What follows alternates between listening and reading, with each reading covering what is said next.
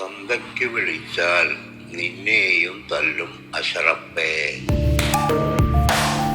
രഞ്ജിത്തിനെ സംബന്ധിച്ച് നമ്മൾ സ്ത്രീ പീഡനകൻ എന്നൊക്കെ കേട്ടിട്ടുണ്ട്. ഇത് ഡബിൾ വെർഷൻ പീഡകനാണ്.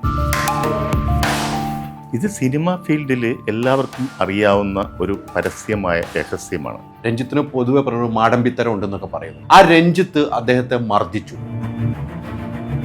ഇപ്പൊ ഇതൊരെണ്ണമല്ലേ പറഞ്ഞുള്ളൂ, ഇനി എന്തെല്ലാം കിടക്കെന്ന് പറയാൻ. ഒടുവിൽ ഉണ്ണികൃഷ്ണൻ എന്ന് പറയുന്ന നടൻ അടിച്ച് നിലത്തിട്ടു, നേരെ കമന്ന് വീണെന്നാണ്. എന്തുകൊണ്ട് ഇത്രയും നാളുകളായിട്ട് താങ്കൾ ഇത് പറഞ്ഞില്ല? താങ്കൾ ഒരു ചാനൽ തുടങ്ങാൻ വേണ്ടിയിരുന്നത് പറയാൻ. അന്ന് ആളുകളെല്ലാം പറഞ്ഞു ഇത് തിലകനെയാണ്. ഇപ്പൊ ഹേമ കമ്മിറ്റി റിപ്പോർട്ട് വന്നപ്പോഴല്ലേ ഒരുപാട് പ്രശ്നങ്ങൾ ഇങ്ങനെ ഇവരൊക്കെ കുഴപ്പക്കാരുണ്ടെന്നുള്ള ജനം അറിഞ്ഞത്. പക്ഷെ ഇതെല്ലാം സത്യമായിരിക്കും എന്നുള്ളത് ഞാൻ അടിവരയിട്ട് പറയുന്നത്.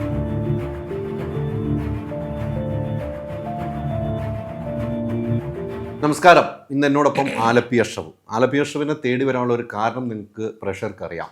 ഞങ്ങൾ ദീർഘകാല ആത്മബന്ധമുള്ള സുഹൃത്താണ്. പക്ഷേ ഇപ്പോൾ അദ്ദേഹം യൂട്യൂബ് ചാനലൊക്കെ തുടങ്ങി നല്ല വരുമാനമൊക്കെ ഉണ്ടെന്നാണ് എനിക്കറിയുന്നത്. പക്ഷേ ഇത്തവണ അദ്ദേഹം ഒരു ഫേസ്ബുക്കിൽ പോസ്റ്റ് ഇട്ടു, ഒടുവിൽ ഉണ്ണികൃഷ്ണനെ രഞ്ജിത്ത് മർദ്ദിച്ചു എന്ന്. പക്ഷേ ഇത് തമാശ രീതിക്ക് ഇട്ടതാണോ, റേറ്റിങ്ങിന് വേണ്ടിയാണോ എന്നുള്ള ചോദ്യം പ്രേക്ഷകരുടെ മുമ്പിൽ ഉയർന്നിട്ടുണ്ട്. ഇത് കൃത്യമായി അറിയുന്നതിന് വേണ്ടിയാണ് ഞാൻ ആലപ്പി അഷ്റഫിൻ്റെ വീട്ടിലെത്തിയിരിക്കുന്നത്. നമസ്കാരം. റേറ്റിംഗ് കൂട്ടാനുള്ള നമ്പറുമായിട്ട് ഇറങ്ങിയിരിക്കുകയാണോ? കണ്ടതും കേട്ടതും എന്ന് പറയുന്നത് എൻ്റെ ജീവിത അനുഭവങ്ങളാണ്. അപ്പോൾ അതിൽ റേറ്റിംഗ് കുറഞ്ഞതുണ്ടാവും, റേറ്റിംഗ് കൂടിയതുണ്ടാവും. അതൊക്കെ സ്വാഭാവികമാണ്. കാരണം എൻ്റെ ജീവിതത്തിൽ കടന്നുപോയ വഴികൾ, അല്ലെ കടന്നുപോയ കണ്ട സംഭവങ്ങൾ, അല്ലെ കേട്ട സംഭവം വരുമ്പോൾ വിശ്വസനീയം കൂടെ ആയിരിക്കണം. അതൊക്കെ ഞാൻ പറയും. ഇനിയും പലതും ഞെട്ടാനുണ്ട് ഉള്ള കാര്യങ്ങൾ ധാരാളമുണ്ട്.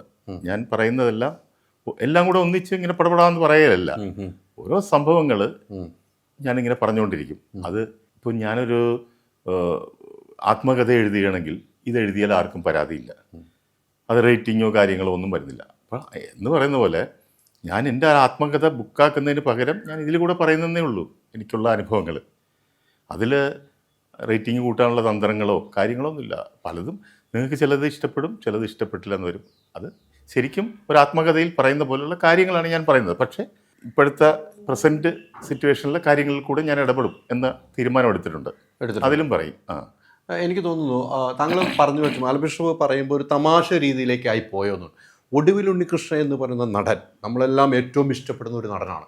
അദ്ദേഹത്തിൻ്റെ എളിമ, ഞാൻ ഇതുമായിട്ട് താങ്കളുടെ വീഡിയോ കണ്ടതിന് ശേഷം ഞാൻ പല പ്രൊഡ്യൂസർമാരുമായിട്ട് സംസാരിച്ചു. അവരൊക്കെ എന്നോട് പറയും ഇത്രയും എളിമയുള്ള ഒരു മനുഷ്യൻ ഇല്ല എന്ന് തന്നെ. അത്ര എളിമയാണ് അദ്ദേഹത്തിന് രഞ്ജിത്ത് പോലെ അല്ലേ? രഞ്ജിത്തിന് പൊതുവെ പറയുന്ന മാടമ്പിത്തരം ഉണ്ടെന്നൊക്കെ പറയുന്നു. പറഞ്ഞു കേട്ടാണ്, എനിക്ക് അനുഭവമില്ല, പറഞ്ഞു കേട്ടു മാടമ്പിത്തരമുണ്ട്. വിഷയങ്ങളൊക്കെ ഉണ്ടായപ്പോൾ അങ്ങനെ ഒരു മാടമ്പിത്തരമാണ് രഞ്ജിത്ത് എന്നൊക്കെ പറഞ്ഞു കിട്ടും. എനിക്ക് അനുഭവമില്ല എന്ന് ഞാൻ പറയുന്നു. ആ രഞ്ജിത്ത് അദ്ദേഹത്തെ മർദ്ദിച്ചു, ക്രൂരമായി മർദ്ദിച്ചു എന്നാണ് താങ്കൾ പറയുന്നത്. അത് വലിയ രീതിയിൽ ചർച്ച ചെയ്യപ്പെട്ടു. സോഷ്യൽ മീഡിയയും സാറ്റലൈറ്റ് ഉൾപ്പെടെ ചർച്ച ചെയ്യപ്പെട്ടിരിക്കും. അതിൻ്റെ യാഥാർത്ഥ്യത്തിലേക്ക് പോവുകയാണെങ്കിൽ താങ്കൾക്ക് എന്തെങ്കിലും പറയാൻ, അതിൽ കൂടുതൽ പറയാനുണ്ടോ? എന്തിനാണ് അങ്ങനെ ഒരു സംഭവിച്ചത്? അതിൽ കൂടുതൽ പറയാനുണ്ട്. പക്ഷേ ഒരു കാര്യം ഞാൻ നിങ്ങളോട് ചോദിക്കട്ടെ. നിങ്ങൾ ഇതിനെക്കുറിച്ച് പല പ്രൊഡ്യൂസർമാരുമായിട്ട് സംസാരിച്ചിരുന്നു, കണ്ടിരുന്നു എന്ന് പറഞ്ഞു. അവരെല്ലാം ഇത് തെറ്റാണെന്നോ അല്ലെങ്കിൽ ഇതിങ്ങനെ നടന്നിട്ടില്ലെന്നോ എന്തെങ്കിലും താങ്കളോട് പറയുകയുണ്ടായോ? ഇല്ല, ഇങ്ങനെ നടന്നിട്ടുണ്ടെന്ന് പറയുന്നുണ്ട്. അവിടെ വെച്ച് തന്നെ പ്രശ്നം തീർന്നു എന്നും പറയുന്നു. ഞാൻ അതിലോട്ടൊന്നും കടന്നില്ലല്ലോ. ഞാൻ പറയുന്നത് പ്രശ്നം തീർന്നോ അല്ലെങ്കിൽ അതോ ഒന്ന് മറ്റേ എന്തെങ്കിലും സംഭവിച്ചോ എന്നുള്ളതല്ല. പിന്നീട് അവർ തുടർന്നില്ലയോ, അല്ലെ അടുത്ത പടത്തിൽ ഇട്ടല്ലോ, അതൊന്നുമല്ല. അടിച്ചു എന്നുള്ള പ്രധാനപ്പെട്ട സംഭവം ഒരു വൃദ്ധന് അല്ലെങ്കിൽ ഒരു കിഡ്നി ഡാമേജ് ആയിരിക്കുന്ന ഒരു മനുഷ്യന്, ആരോഗ്യ പ്രശ്നമുള്ള ഒരു മനുഷ്യന്, എഴുന്നേറ്റ് നിൽക്കാനാവതില്ലാത്തൊരു മനുഷ്യന് അടിച്ച് നിലത്തിട്ടു. നിങ്ങൾ പറയുന്ന ഞാൻ പറഞ്ഞു എന്ന് പറയുന്നു. ഇന്നസെന്റ് ഒരിക്കൽ പറഞ്ഞത് പല മീഡിയയിൽ, ഇത് സോഷ്യൽ മീഡിയയിൽ കിടപ്പുണ്ട്. ഒരു വൃദ്ധനായ മനുഷ്യന്, ആരോഗ്യമില്ലാത്തൊരു മനുഷ്യന് ഒരു സംവിധായകൻ അടിച്ച് നിലത്തിട്ടു. കമഴ്ന്ന് വീണെന്നാണ് ഇന്നസെന്റ് പറഞ്ഞത്. നേരെ കമഴ്ന്ന് വീണെന്നാണ് ഇന്നസെന്റ് പറഞ്ഞിരിക്കുന്നത്. അടികൊണ്ടിട്ട് ഇങ്ങനെ സാധാരണ ഞാൻ സൈഡിലോട്ടോ ഇങ്ങോട്ടോ അല്ല വീണ്, നേരെ മുമ്പോട്ട് വീണ് പോയി. അത് ഇത് പോയതുകൊണ്ടാണ്, ഓർമ്മ പോയതുകൊണ്ടാണ് ടക്കെന്ന് നേരെ മുമ്പോട്ട് വീണെന്നാണ് ഇന്നസെന്റ് അതിൽ പറഞ്ഞിരിക്കുന്നത്. അന്ന് ആളുകളെല്ലാം പറഞ്ഞു ഇത് തിലകനെയാണ്. ആരും ഒരിക്കലും ഒരു ചിന്തയിൽ പോലും ഒടുവിൽ ഉണ്ണികൃഷ്ണൻ വന്നിട്ടില്ല. അങ്ങനെ പോയി, പേര് പറഞ്ഞിട്ടില്ല. ഇത് പേര് പറഞ്ഞുകൊണ്ട് ഒരാൾ ഇത് ഒരു ചാനലിൽ പറഞ്ഞിരുന്നു. ക്രൈം നന്ദകുമാർ ഈ വിവരം വിളിച്ചു പറഞ്ഞിരുന്നു. അതും ആരും ശ്രദ്ധിച്ചില്ല. അത് അങ്ങേര് പറയുന്നത് വെറുതെയാണെന്ന് വിചാരിച്ചു. ഇതേപോലെ രഞ്ജിത്ത് എന്ന ആള് ഇന്ന ഒടുവിൽ ഉണ്ണികൃഷ്ണനായിട്ട് അടി കൊടുത്തു. ഇത് സകലര് എന്നോട് എല്ലാവരും പറയുന്നത് എങ്ങനെയാണ്, ഇത് നിങ്ങളൊക്കെ അല്ലേ ചോദിക്കുന്നത്, സംഭവിച്ചു ശരിയാണോ എന്നല്ലേ. ബാക്കി സിനിമാക്കാരൊക്കെ എൻ്റെ അടുത്ത് വിളിച്ച് പറയുന്നത് എങ്ങനെയാണ്, വിളിച്ചിട്ട് പറയും ഹലോ ഇത് ഞാൻ അന്ന് തന്നെ അറിഞ്ഞതാണ്. എൻ്റെ അടുത്ത് അത് മറ്റേ സായികുമാർ പറഞ്ഞു, മറ്റൊരു പറഞ്ഞു, ആ സെറ്റിലുള്ളവർ പലരും പറഞ്ഞതായിട്ടാണ് എല്ലാവരും പറയുന്നത്. ആരും ഇത് ശരിയാണോ എന്ന് എൻ്റെ അടുത്ത് ചോദിച്ചിട്ടില്ല. ഇത് ശരി തന്നെയാണെന്നാണ് എല്ലാവരും പറയുന്നത്. അവരെല്ലാം അറിഞ്ഞിട്ടുണ്ടെന്നും പറയുന്നത് സിനിമയിൽ. ഇത് ഞാൻ പറഞ്ഞ് അറിഞ്ഞില്ല, നിങ്ങൾ എന്താണ് ഇത്ര നാളും മറച്ചു വെച്ചത്. ഇത് സിനിമ ഫീൽഡിൽ എല്ലാവർക്കും അറിയാവുന്ന ഒരു പരസ്യമായ രഹസ്യമാണ്. പക്ഷേ മീഡിയയുടെ മുമ്പിൽ വന്നപ്പോൾ, ഞാൻ വന്ന് പറഞ്ഞപ്പോൾ അത് വിശ്വാസത്തിലെടുക്കുകയും ആളുകളത് വിശ്വാസത്തിലെടുക്കുകയും അത് അതിനെ തുടർന്ന് വലിയൊരു വൈറലായി മാറുകയും ചെയ്തു. കാരണം ആളുകളുടെ രോഷം, അദ്ദേഹത്തിനോടുള്ള സ്നേഹമാണ് ആ രോഷത്തിന് കാരണം. അപ്പം അദ്ദേഹം ഒരു ചെറുപ്പക്കാരനെ ഒരു നല്ലൊരു ദൃഢഗാത്രനായ ഒരു ചെറുപ്പക്കാരനെ തല്ലിയിരുന്നെങ്കിൽ വാർത്തയാവത്തില്ല, അതൊന്നും ആരെങ്കിലും കാര്യമാകത്തില്ല. അതൊന്നും. പക്ഷെ ഒടുവിൽ ഉണ്ണികൃഷ്ണനോടുള്ള സ്നേഹവും അദ്ദേഹത്തിൻ്റെ ആരോഗ്യവും പരിഗണിക്കുമ്പോൾ അത് വലിയൊരു മോശമായി പോയിരുന്നു. ഞാനൊരു കാര്യം പറയാം, ഞാൻ രഞ്ജിത്തുമായിട്ട് അതുവരെ സംസാരിക്കുന്ന ആളും വളരെ പരിചയം ഉണ്ടായിരുന്ന ആളുമാണ്. അദ്ദേഹത്തിൻ്റെ ജ്യേഷ്ഠൻ രാജീവ്, എൻ്റെ ഇന്ത്യൻ സെക്കൻഡ് പാർട്ടിൻ്റെ കഥ എഴുതിയ രാജീവാണ്. ഞാൻ അത്ര അടുത്ത സുഹൃത്ത്. അദ്ദേഹം മരിച്ചുപോയി, അദ്ദേഹം കിഡ്നി ഡാമേജ് വന്നാണ് മരിച്ചത്. അപ്പം ഞാൻ വളരെ സൗഹൃദമാണ്. പക്ഷേ ഈ ഒടുവിൽ ഉണ്ണികൃഷ്ണനെ തല്ലിയത് ശേഷം ഞാൻ ഒരിക്കലും ജീവിതത്തിൽ രഞ്ജിത്തുമായിട്ട് സംസാരിച്ചിട്ടില്ല. ഞാൻ മാറിക്കളയും. കാണുമ്പം അദ്ദേഹത്തിൻ്റെ അഹങ്കാരം കാര്യങ്ങൾ അദ്ദേഹം ചെയ്തോട്ടെ, പക്ഷേ എനിക്ക് അത് മനസ്സിൽ ഇങ്ങനെ കിടപ്പുണ്ട്, വിങ്ങിപ്പൊട്ടി. പിന്നെ ഞാൻ എന്തുകൊണ്ട് കയറി അടിച്ചില്ല, എന്തുകൊണ്ട് ചെയ്തില്ല എന്നൊക്കെ ചോദിക്കുന്നവരുണ്ട് ഇതിനകത്ത്.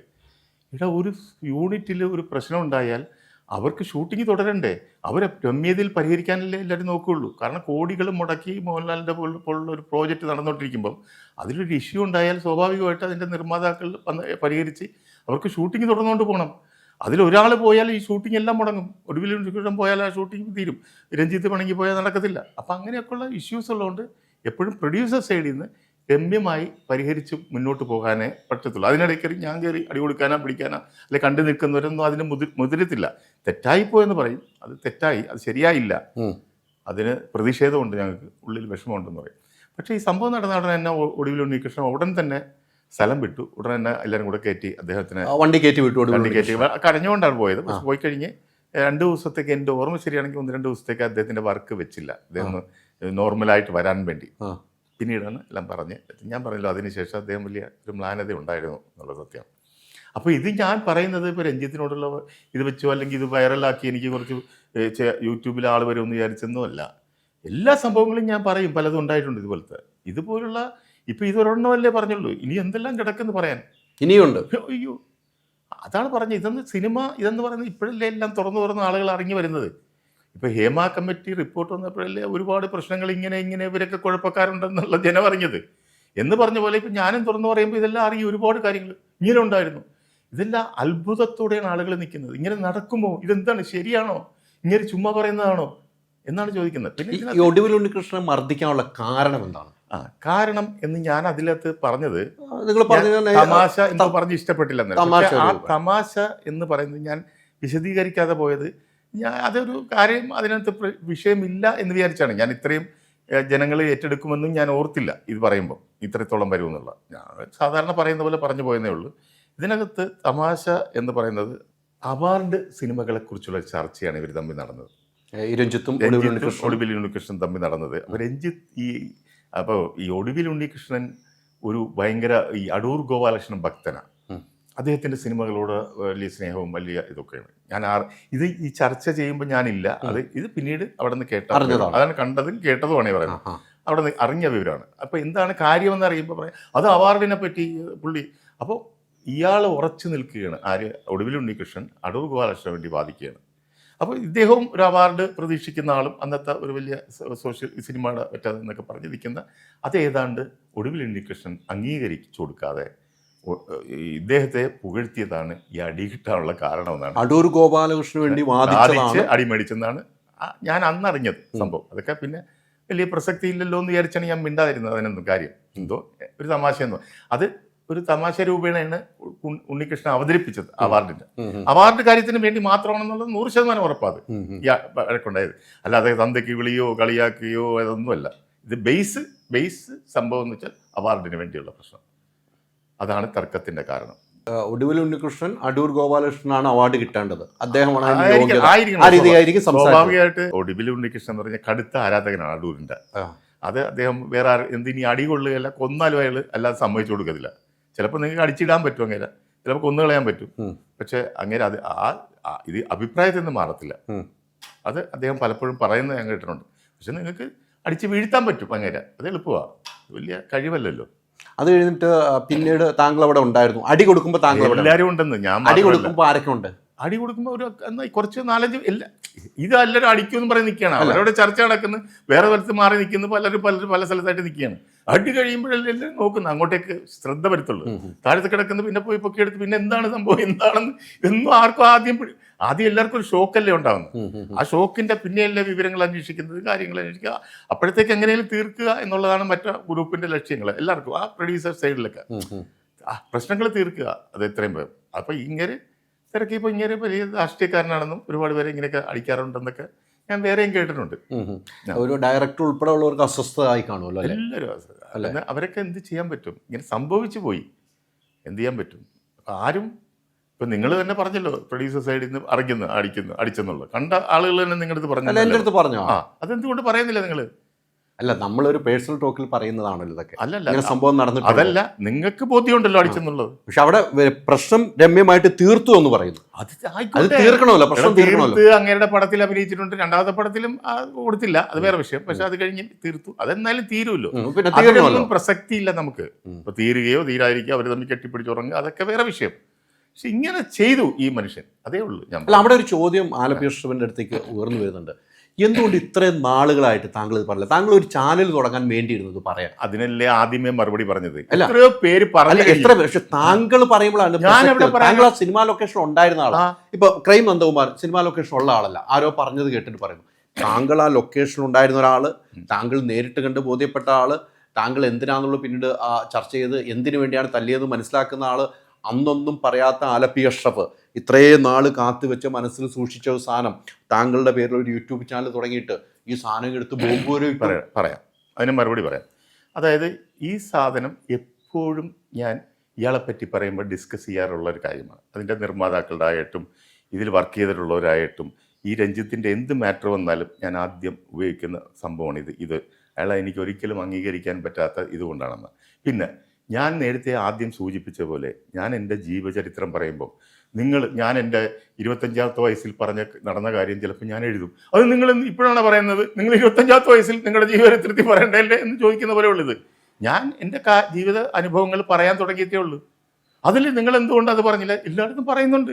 യൂട്യൂബിൽ വന്ന് പറഞ്ഞില്ല, ഞാൻ ബുക്കിൽ എഴുതിയാലും നിങ്ങൾ പറയില്ലത്. നിങ്ങൾ എന്താണ് ഇപ്പോൾ 25 വയസ്സിൽ ഇങ്ങനെ സംഭവിച്ചു? ഞാനൊരു ചാനലിൽ തുടങ്ങിയപ്പോൾ ഞാൻ സ്വാഭാവികം എന്റെ ഒരു കടമയാണ് പറയാൻ പറ്റും. എന്റെ പറയേണ്ടത് എന്റെ ഒരു ഇതാണ്, കടമയാണ്. ഞാൻ പൊതുസമൂഹത്തോട് കള്ളം മറച്ചു വെക്കാൻ പാടില്ല. ഇങ്ങനെ നടന്നിട്ടുണ്ട്, അത് എൻ്റെ ഒരു ഉത്തരവാദിത്തമായിട്ട് കാണുകയാണ്. ഞാനത് പറയും. അതുപോലെ എന്തെല്ലാം പറയാൻ കിടക്കുന്നു, ഇനി പലതും പറയും ഞാൻ. അത് പലതും പറയേണ്ട സന്ദർഭങ്ങളുണ്ട് ഇത് പറയുന്നതിന്. ഇപ്പോൾ ഈ പറയാനുള്ള സന്ദർഭം എന്താ? നിങ്ങൾ പറഞ്ഞല്ലോ തുടങ്ങിയത് കൊണ്ടാണ് യൂട്യൂബ്. അല്ല, സന്ദർഭം എന്ന് പറഞ്ഞാൽ ഇപ്പൊ പറഞ്ഞ എനിക്ക് കുറെ ഉണ്ട് പറയാന്ന് പറഞ്ഞു. അപ്പൊ സന്ദർഭങ്ങൾ എങ്ങനെയാണ് അവരുടെ കാര്യങ്ങളിലേക്ക് വരുമ്പോൾ ഞാനതെടുത്ത് പറയുന്ന പറയുന്നത്. ഓരോരുത്തരുടെ പ്രശ്നങ്ങൾ പറഞ്ഞു വരുന്നില്ല. രഞ്ജിത്തിനുണ്ടായ വിഷയം വന്നപ്പോഴാണ് എടുത്ത് പറയുന്നത്. രഞ്ജിത്ത് ഇങ്ങനെയൊക്കെ വരുന്നു. അപ്പം ഞാൻ പറയുന്നത് രഞ്ജിത്തിന് ഇങ്ങനെ ഒരു അസുഖവും കാര്യങ്ങളും ഒരുപാട് വിഷയങ്ങളുണ്ടായി. അപ്പോൾ എൻ്റെ മനസ്സിൽ തോന്നിയതാണ് ഞാൻ അവിടെ പറഞ്ഞത്. അതായത് ഇതെല്ലാം അനുഭവിക്കാൻ അത് മനസ്സിലാക്കണം, ജനങ്ങൾ മനസ്സിലാക്കണം. കാരണം നമ്മൾ എന്തെങ്കിലും ദുഷ്പ്രവൃത്തി ചെയ്താൽ അതിൻ്റെ ഫലം നമ്മൾ അനുഭവിക്കും, നമ്മൾ സൽപ്രവൃത്തി ചെയ്താൽ അതിൻ്റെ ഫലം കിട്ടും എന്ന് പറഞ്ഞതുപോലെ ഞാൻ പറഞ്ഞു, അദ്ദേഹം ചെയ്തതിൻ്റെ ഒരു ഫലമാണ് അദ്ദേഹം അനുഭവിക്കുന്നത്. അതിൽ മറ്റുള്ള കാര്യങ്ങളോ ആളുകൾ കൂക്കി വിളിച്ചപ്പം നായയോട് ഉപമിച്ചതോ അല്ലെങ്കിൽ അവിടെ കിടന്ന് വെള്ളം ഉണ്ടാക്കിയൊന്നുമില്ല. അതിനേക്കാളൊക്കെ ഹൃദയത്തിൽ തുളഞ്ഞു കയറുന്ന ഒരു പ്രശ്നമാണ് ഈ സംഭവം, ഇയാളെ തല്ലുക എന്ന് പറയുന്നത്. അത് അയാൾ ഒരിക്കലും ചെയ്യാൻ പാടില്ലായിരുന്നു. അദ്ദേഹത്തെ പോലൊരു കലാകാരൻ, ഞാൻ അതിനാണ് എൻ്റെ ഇതിൽ പറഞ്ഞ അത്രയും കഴിവുള്ളൊരു കലാകാരൻ, നല്ലപോലെ പൊങ്ങി വന്ന സ്വന്തം കഴിവുകൊണ്ട് ഉയർന്നു വന്നൊരു കലാകാരൻ, എല്ലാവരും അംഗീകരിക്കപ്പെട്ട ആദരിക്കപ്പെട്ട ഒരാൾ. ഇത് ഉയർച്ചയിൽ വന്നപ്പോൾ സ്വഭാവത്തിൻ്റെ പരിണാമത്തെക്കുറിച്ച് പറഞ്ഞപ്പോഴാണ് ഞാനിത് സൂചിപ്പിച്ചത്. അത് ഒരിക്കലും ഉണ്ടാവാൻ പാടില്ല. അദ്ദേഹത്തിനെ പോലെ ഒരാൾ, ഇവിടെ കേരളം മുഴുവൻ അദ്ദേഹത്തെ കൈവെള്ളയെ കൊണ്ട് നടക്കേണ്ട ഒരാളാണ് ഇങ്ങനെ ആകുന്നത്, ഈ അവസ്ഥയിലാകുന്നത്. അപ്പോൾ അത് ഇനി ഉള്ളവരെങ്കിലും തിരിച്ചറിഞ്ഞ് പെരുമാറണം എന്നുള്ള ഒരു ഉദ്ദേശം കൂടി ഒരു എന്താണ് നല്ലൊരു ഉദ്ദേശത്തിൽ കൂടെയാണ് ഞാനത് പറഞ്ഞത്. നല്ല ഉദ്ദേശത്തോടെയാണ് പറഞ്ഞത്, താങ്കൾ പറഞ്ഞത്, അത് സമ്മതിക്കുന്നു. പക്ഷെ അവിടെ ഒരു ചോദ്യം ഞാൻ നേരത്തെ ചോദിച്ചത് തന്നെ തുടങ്ങുന്നു. ഇത്ര ഒരു സംഭവം ഉണ്ടായി, അന്ന് അവിടെ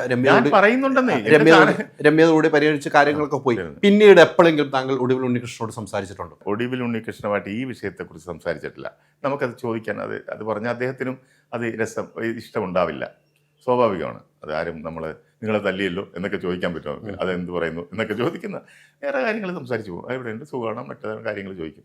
പക്ഷെ അപ്പോഴും നമ്മുടെ ഉള്ളിലൊരു നീറ്റലുണ്ട്, അയാളെ ഉണ്ടാവും എന്നുള്ള ഒരു ഇതിൽ. അദ്ദേഹം വളരെ സാധുവായ ഒരു മനുഷ്യനാണ്.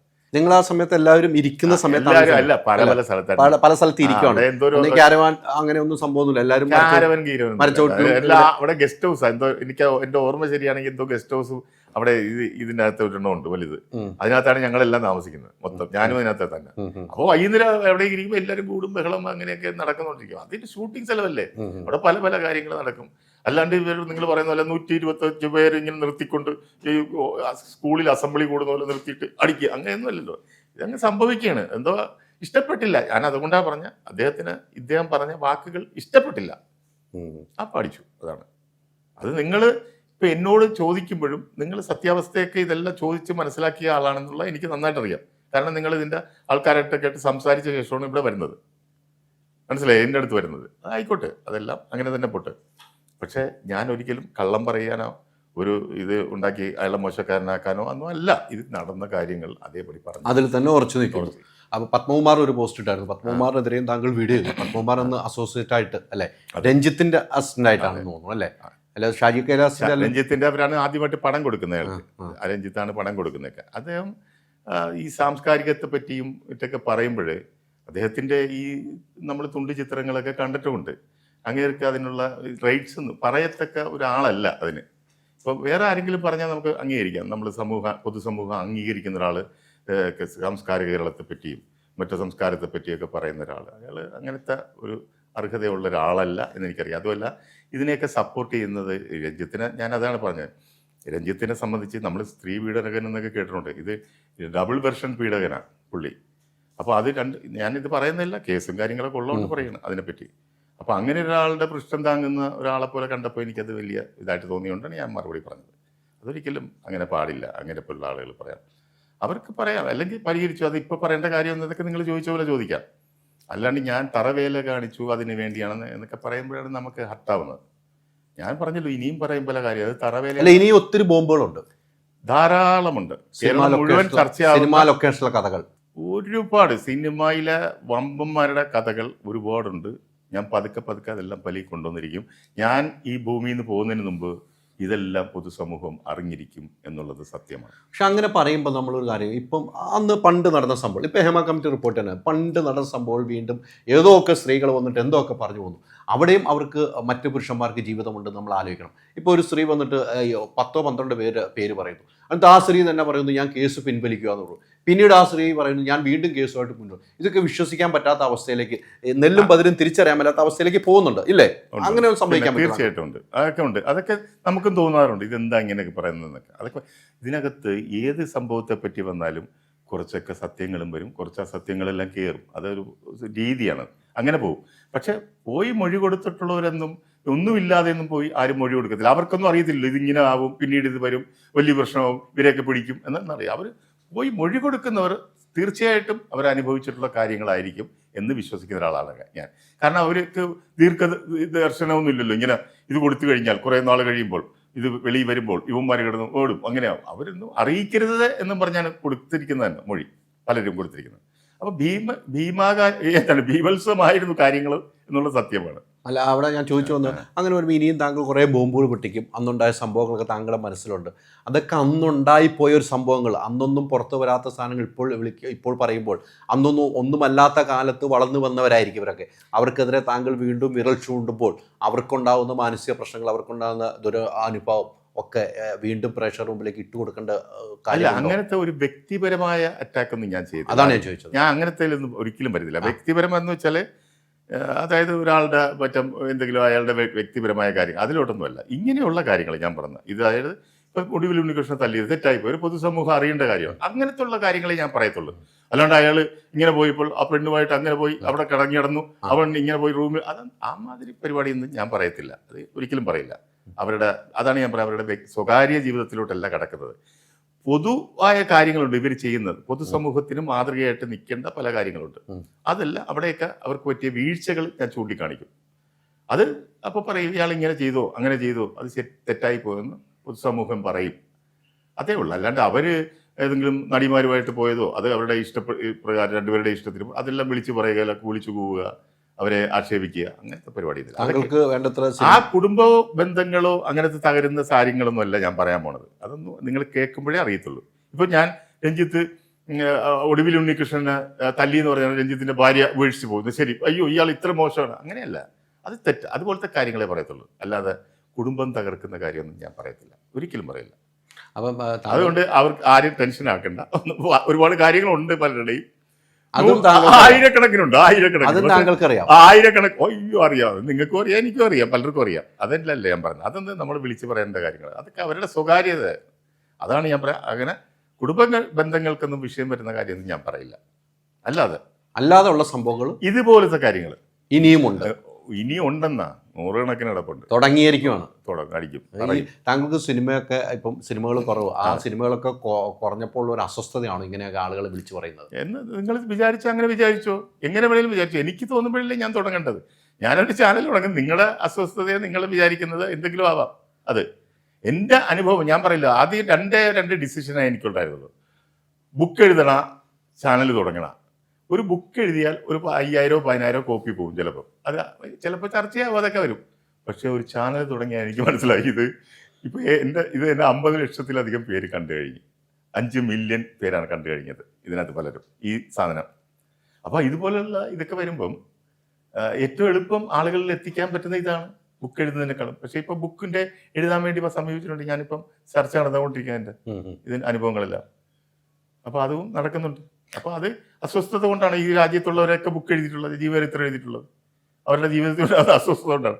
ഇതെല്ലാം ഒരേ കാലം കഴിയുമ്പോൾ നമ്മളൊക്കെ പ്രായമായി, ഇനിയുള്ള നമ്മുടെ വരുന്ന തലമുറ എല്ലാം മനസ്സിലാക്കണം കുറേ കാര്യങ്ങൾ. അഹങ്കരിക്കരുത്, ഇങ്ങനെയൊക്കെ ആയിരിക്കണം, അങ്ങനെ ആയിരിക്കണം എന്ന് പറയുന്നത് എൻ്റെ ഒരു കടമയായിട്ട് കാണുന്നു. പൊതുസമൂഹത്തോട്ടുള്ള ഒരു ബാധ്യത, അത് പറയണം പിള്ളേരുടെ അടുത്ത്. ഇനി വരുന്ന തലമുറയ്ക്ക് ഇങ്ങനെ ഉണ്ടാവാൻ പാടില്ല, നിങ്ങൾ ആളുകളെ ബഹുമാനിക്കേണ്ടവരെ ബഹുമാനിക്കണം, ഇല്ലെങ്കിൽ ഇങ്ങനെ ഇതുപോലുള്ള അനുഭവങ്ങൾ നിങ്ങൾക്കുണ്ടാവും, ജാഗ്രതയായിട്ടിരിക്കുക എന്നൊരു സൂചന കൊടുക്കാൻ പറ്റും. ഈ ഒരു വിഷയം വന്നതിന് ശേഷം സിനിമാ മേഖലയിൽ നിന്ന് കുറേ ആളുകൾ വിളിച്ചു എന്ന് പറഞ്ഞു. അതൊക്കെ ഞങ്ങൾ കേട്ടിട്ടുണ്ട്, ഞങ്ങൾ അറിഞ്ഞുള്ളത്.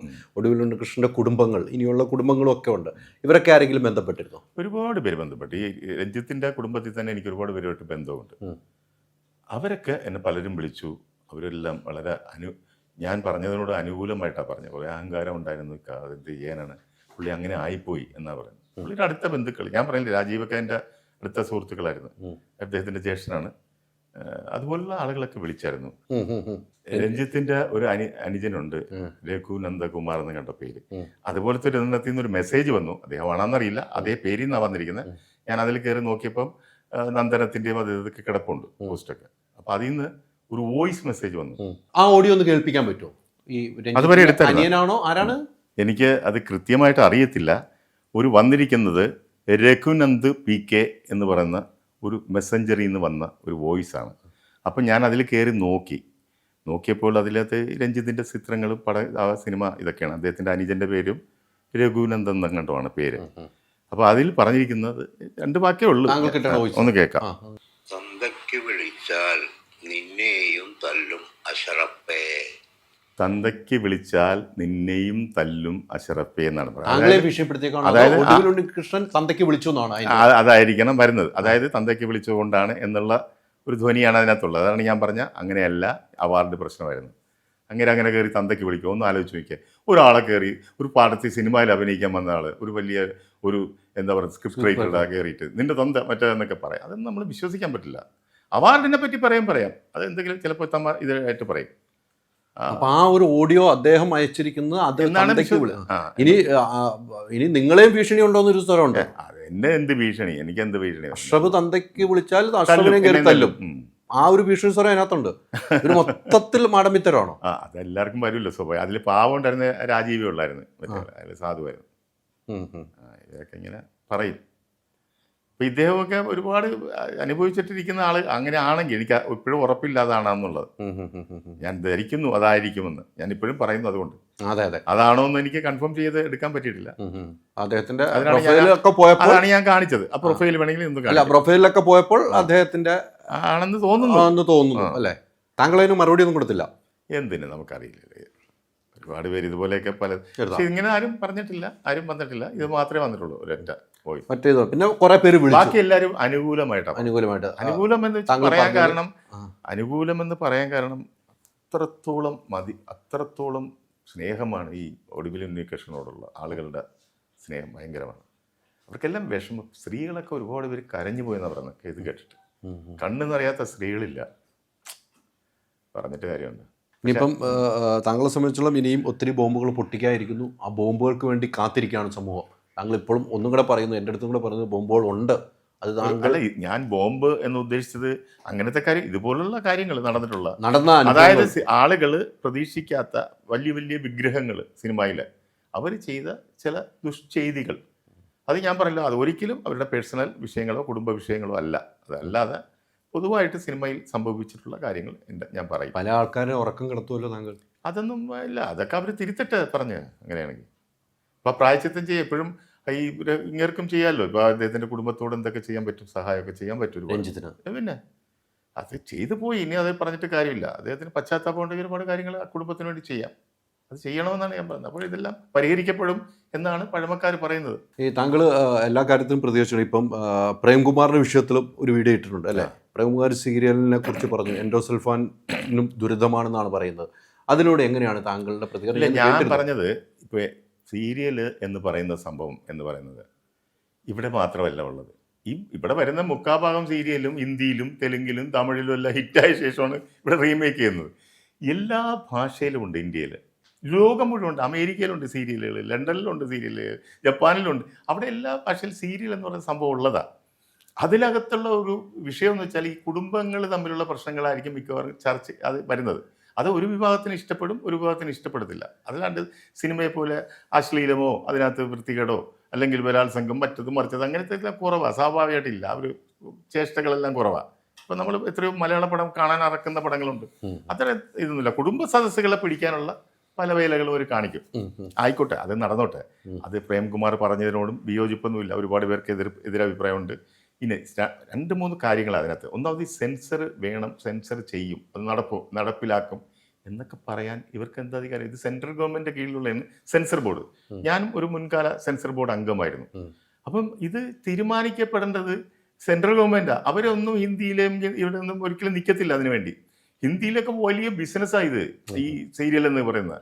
അവരാണ് ഈ വലിയ വീട്ടിനകത്ത് അടുക്കളയിൽ നിൽക്കുമ്പോഴും ഒരുങ്ങി ഭയങ്കര ആഭരണങ്ങളൊക്കെ ധരിച്ച് ഒരു സ്വർണ്ണക്കടയുടെ പരസ്യം പോലെ ദോശകൾ ഇടുന്നവരെ കാണിക്കുന്നത്. അപ്പോൾ അത് അവരെ ഒന്നും പിടിച്ച് പെട്ടെന്ന് അവരെയൊക്കെ പെട്ടെന്ന് നിർത്തിലാക്കലൊന്നും സെൻട്രൽ ഗവൺമെൻറ് ചെയ്യില്ല ഒരിക്കലും. അത് കാരണം ഉത്തരേന്ത്യൻ ലോബി മുഴുവനുണ്ട് ഇതിനകത്ത്. പിന്നെ അതിവിടെ നടപ്പാക്കണം, കേരളത്തിൽ നടപ്പാക്കണം എന്ന് പറയുമ്പോൾ എനിക്ക് പറയാനുള്ളത്, ഇതിനേക്കാളും വലിയ വിഷയങ്ങൾ നിങ്ങളുടെ അക്കാഡമിയിലുണ്ട്. അതിലുള്ള ആദ്യത്തെ വിഷയം ഞാൻ പറഞ്ഞത്, ശ്രീവിദ്യ എന്ന് പറയുന്ന മലയാളികളെ ഏറ്റവും നെഞ്ചിലേറ്റിയ ഒരു നടിയാണ്. അവർ മരിക്കുന്നതിന് മുമ്പ് അവരുടെ ജീവിതം മുഴുവൻ സമ്പാദിച്ചു കൂട്ടിയത്, അവർ എന്തെല്ലാം കഷ്ടപ്പെട്ട് വെയിലും മഴയും എല്ലാം കൊണ്ട് ലൈറ്റിൻ്റെ മുമ്പിൽ നിന്നുണ്ടാക്കിയ മുഴുവൻ സ്വത്തുക്കളും അവർ ട്രസ്റ്റ് ഉണ്ടാക്കിക്കൊണ്ട് കൊടുക്കാൻ ഗണേഷ് കുമാറിനെ ഏൽപ്പിച്ചിരുന്നു. ഗണേഷ് കുമാറും ഈ ശ്രീവിദ്യയുടെ വീട്ടുകാരും തമ്മിലുള്ള വിഷയത്തിൻ്റെ പുറത്ത് ഗണേഷ് കുമാർ എന്ത് ചെയ്തു? ഇതെല്ലാം കൊണ്ട് ഗവൺമെൻറ്റിനെ ഏൽപ്പിച്ചു. ഇനി ഞാൻ ഇതിൽ ഇടപെടില്ല, നിങ്ങൾ ചെയ്തോന്ന് പറയും. അത് അങ്ങനത്തെ വീണ്ടും ഗണേഷ് കുമാർ സിനിമാ മന്ത്രിയായിരുന്നപ്പം ഈ ഫയൽ വന്നപ്പോൾ ഗണേഷ് കുമാർ അത് തൊടത്തില്ലെന്ന് പറഞ്ഞതെന്നാണ് പറയപ്പെടുന്നത്. ഗണേഷ് കുമാർ തന്നെ പറഞ്ഞിട്ടുള്ളതാണ്. വീണ്ടും എൻ്റെ മുമ്പിൽ വന്നു ഈ ഫയൽ. മുഖ്യമന്ത്രി എന്ത് ചെയ്ത് ഈ സിനിമ ഇവരെ ഏൽപ്പിക്കാൻ പറഞ്ഞു. ആരെ? ഈ പ്രേംകുമാറിന്റെ അല്ല, പ്രേംകുമാർ ആ ഇതുണ്ടല്ലോ, എന്താണ് അതിന് പറയുന്നത്, അവരുടെ അക്കാഡമിയെ ഏൽപ്പിക്കാൻ വേണ്ടി നിർദ്ദേശിച്ചപ്പം ഇത് ഞാൻ ഈ ഫയലിൽ തൊടത്തില്ല എന്ന് പറഞ്ഞാൽ ഗണേഷ് മാറ്റി. ശരി, ഗണേഷ് പോയി. ഗണേഷ് ഇപ്പോൾ ആ ട്രാൻസ്പോർട്ട് മന്ത്രിയാണ്. ഇവർക്കത് ചെയ്യാം. അവരുടെ ആഗ്രഹം നടപ്പാക്കേണ്ട ഒരു ചുമതല ഇവർക്കില്ലേ? എന്നെ ഫണ്ടിന്റെ ആവശ്യമുണ്ടോ? അവരുടെ സ്വത്തുക്കൾ കണ്ടവനം കിടക്കുന്നുണ്ട്. അവരുടെ മദ്രാസിലെ വീടിലെ സ്ഥിതി ഇപ്പോൾ അറിയാവോ? നിങ്ങൾ തിരക്കണോ? അത് അവർ കൊടുത്തിരുന്ന കോടിക്കണക്കിന് രൂപ ഉണ്ടായിരുന്ന മദ്രാസിലെ വീട് ഇപ്പം ഇങ്ങുണ്ടാക്കി മറ്റേ ടാക്സുകാർ കൊണ്ട് നോട്ടീസ് അടിച്ചിട്ട് വെച്ചിട്ട് പോയിരിക്കുക. എത്ര കോടികൾ അടക്കണം? 1 കോടി രൂപ അടുത്ത് അടക്കാനുണ്ടെന്ന് പറയും. എത്രയോ വർഷമായിട്ട് ടാക്സും ഇല്ല. അവർ മരിക്കുന്നതിന് മുമ്പ് തന്നെ എന്തോ ഡ്യൂസ് ഉണ്ടായിരുന്നു, അതെല്ലാം കൂടെ അടിച്ച് ജപ്തി പോലെ ഇട്ടിരിക്കുക അവിടെ. ഓരോന്നും നശിച്ചുകൊണ്ടിരിക്കുകയാണ്. ഇവർ അതൊക്കെ എടുത്ത് ഒന്ന് പ്രാവർത്തികമാക്കണ്ടേ? പ്രേംനസീർ ഫൗണ്ടേഷൻ എന്ന് പറയുന്ന ഒരു ഫൗണ്ടേഷൻ ഉണ്ടാക്കി, വലിയ സംഭവം ഉണ്ടാക്കി, ബുക്കൊക്കെ പ്രസിദ്ധീകരിച്ചു. ഈ അദ്ദേഹം അന്ന് AK ബാലൻ ഇതായിട്ടിരിക്കുമ്പോഴാണ്. അദ്ദേഹം നല്ലപോലെ ചെയ്തു വന്നു. പക്ഷേ ഇദ്ദേഹം വന്നപ്പോൾ അതങ്ങ് ഇട്ട് കളഞ്ഞു, അതിൻ്റെ പുറത്തങ്ങ് കയറി കളഞ്ഞു. അപ്പോൾ ശ്രീവിദ്യയുടെ പുറത്ത് കയറി അടയിരിക്കുന്ന പോലെ മറ്റു കാര്യങ്ങൾ ചെയ്തു. മാത്രമല്ല ഇവിടെ ഈ ക്ഷേമനിധി ബോർഡ് എന്നൊരു സംഭവമുണ്ട്. അത് സാധാരണ എല്ലാവർക്കും പെൻഷൻ കൊടുക്കുന്നൊരു പദ്ധതിയാണത്. ആ പെൻഷൻ കൊടുക്കുന്ന പദ്ധതി ഇപ്പോൾ മുടങ്ങിക്കിടക്കുകയാണ്, അത് കൊടുക്കുന്നില്ല. എത്ര പേരാണ് കണ്ണീരോടെ കഴിയുന്നത് അത് കിട്ടാതെ? 4000 രൂപ പെൻഷനുള്ളതാണ്, അത് കൃത്യമായിട്ട് വരുന്നില്ല, മാസങ്ങളായിട്ട് മുടങ്ങിക്കിടക്കുന്നു. അതിനെപ്പറ്റിയൊന്നും പറയാതെ സീരിയലിനെല്ലാം ഉടനെ തന്നെ നമുക്ക് നിരോധനം ഏർപ്പെടുത്തണം, അല്ലെങ്കിൽ അതിനെ സെൻസർ വെക്കണം ഒക്കെ പറയുമ്പോൾ നമുക്കത് അതിനേക്കാളും വലിയ വലിയ പ്രശ്നങ്ങളില്ലേ. ഇപ്പം അതുകൂടാതെ വലിയൊരു വിവാദം ഉണ്ടാകുന്നൊരു പ്രശ്നം വരുന്നുണ്ട്. അത് ഞാൻ ചോദിച്ച് മനസ്സിലാക്കിയതാണ്. ഈ നമ്മുടെ KSFDC, Kerala state film development corporation, ഒരു 160 കോടി രൂപയാണ് ഇപ്പൊ കിഫ്ബിന്ന് ഇതെടുത്തിരിക്കുന്നത്. ഏത് ലോൺ എടുക്കുന്നത് എന്തിനാണ്? ക്യാമറ വാങ്ങാനും മറ്റു സാധനങ്ങൾ വാങ്ങാനും ഒക്കെ ആയിട്ട്. 40% കമ്മീഷനുള്ളവർ എല്ലാവർക്കും അറിയാം ഇത് മേടിച്ചാൽ. ആർക്ക്, ഏത് കൊച്ചു കുഞ്ഞിനും അറിയാം ഇത് മേടിക്കാം. അത് മേടിക്കാൻ വേണ്ടി നെട്ടോട്ട് ഓടുകയാണ്. കാരണം 160 കോടിയുടെ 40% എന്ന് പറയുമ്പോൾ നിങ്ങൾ ആലോചിച്ചു. അവർക്കിപ്പോഴും അതിനൊക്കെയാണ് താല്പര്യം കൂടുതൽ. ഈ മാതിരി ഒരുപാട് കാര്യങ്ങൾ പരിഹരിക്കാൻ കിടക്കുമ്പോൾ നിങ്ങൾ ഈ സീരിയലിൻ്റെ പുറകെയൊക്കെ ഓടേണ്ട കാര്യമാണ്. ഒരുപാട് പേര് ജീവിക്കുന്ന ഒരു കാര്യമാണ്, മനസ്സിലായില്ലേ? ഒരുപാട് ജീവനക്കാർ ജീവിക്കും. ഇപ്പോൾ ഈ ചാരായം നിരോധിച്ചപ്പോൾ ആളുകൾ പറഞ്ഞു ഒരുപാട് പേര് അതിനകത്ത് ജീവിക്കുന്നുണ്ട്. ചാരായം വിറ്റ് കഴിയുന്നവർ, അതിൽ തൊഴിലാളികൾ, അതിൽ ഗ്ലാസ് കഴിയുന്നവർ, അവർക്ക് ജോലി ചെയ്യുന്ന ഒരുപാട് കുടുംബങ്ങളുണ്ട്. അവരെയൊക്കെ ഗവൺമെൻറ് വേറെ ജോലി കൊടുത്ത് പരിഹരിച്ചു. മറ്റേ ഇതിലൊക്കെ കൊടുത്തു കുറേ പേർക്ക് എന്നൊക്കെ പറയുന്ന പോലെ ഒരു പരിഹാരം ഉണ്ടാക്കി ഇതിനൊക്കെ. ഇതൊക്കെ വല്ല നടക്കണ കാര്യമാണ്. ഞാൻ നേരത്തെ പറഞ്ഞ പോലെ സെൻസർ ചെയ്യും, അത് ചെയ്യും. ഉത്തരേന്ത്യൻ ലോബികൾ അവിടെ കിടക്കുന്ന സമയത്ത് പോയിട്ട് ഇത് സെൻസറിങ് നടക്കണം, ഇത് പറ്റത്തില്ല. അവർ കാണിക്കുന്ന സാധനമാണ് ഇവിടെ കൊണ്ട് കാണിക്കുന്നത്. അല്ലാണ്ട് ഇവര് പുതുതായിട്ട് ഉണ്ടാക്കിയെന്നൊക്കെ തനി കേരളീയമായിട്ടെല്ലാം കുറവാണ്, വളരെ കുറവാണ്. ശരിയല്ലേ? അല്ലാണ്ട് നമ്മുടെ മഹത്തായ നോവലുകളോ അല്ലെങ്കിൽ വലിയ വലിയ എഴുത്തുകാരുടെ കഥകളോ ഒന്നും എടുത്ത് സീരിയൽ ചെയ്യുന്നില്ല. അവർക്ക് ആളുകൾ ഇഷ്ടപ്പെടുന്ന മറ്റേ രീതിയാണ്, അതുകൊണ്ട് അത് ചെയ്യുന്നു, അത് കാണുന്നു. വേണ്ടത്തവർക്ക് കാണാതിരിക്കാം. ഞാൻ പറയുന്നത് അത് പറഞ്ഞോ, പക്ഷെ അതിനേക്കാളും ഗുരുതരമായ പ്രശ്നങ്ങൾ അത് പരിഹരിക്കുന്നില്ല. ഇതൊക്കെ ചെയ്. ശ്രീവിദ്യയുടെ ഒരു ആഗ്രഹം സഫലീകരിച്ചുകൂട്. നിങ്ങൾ പറഞ്ഞ നാളെ പ്രേംകുമാർ പറയുമ്പോൾ ആളുകൾ പറയും, മനസ്സിലിരിക്കും ആ പ്രേംകുമാർ വന്നുകൊണ്ടാണ് അത് നടത്തത്, വളരെ നല്ലൊരു കാര്യം ചെയ്തു എന്ന് പറയാം, അല്ലേ? അല്ലാണ്ട് കയ്യടി മേടിക്കാൻ അത് എന്നൊക്കെ പറയുന്നത് യോജിക്കാൻ പറ്റില്ല. ഒരുപാട് പേരുടെ അന്നം മുടക്കിയിട്ടുള്ള അല്ലാത്ത കാര്യങ്ങൾ അവിടെ കിടപ്പുണ്ട്.